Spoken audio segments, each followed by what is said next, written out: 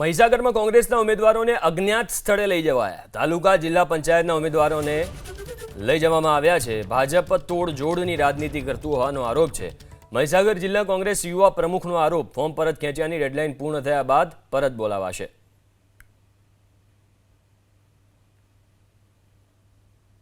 મહીસાગર જિલ્લામાં એક તરફી કોંગ્રેસનું વાતાવરણ બનવા જઈ રહ્યું છે.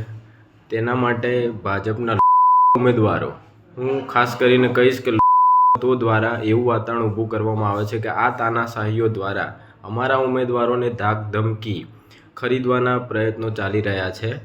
અત્યારે પણ તમે જુઓ તો કોઠંબા તાલુકામાં પણ ભાજપના તત્વો દ્વારા માણસો રોકીને અમારા ઉમેદવારોને હાઈજેક કરવામાં આવી રહ્યા છે. અત્યારે અમે પણ ઉમેદવારોને લઈને એકાંતની જગ્યા અમે લોકો બહાર આવી ગયા છીએ.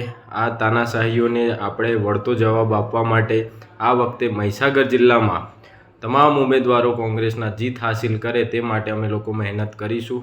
આ તાનાશાહીઓને આપણે જવાબ આપવાનો છે.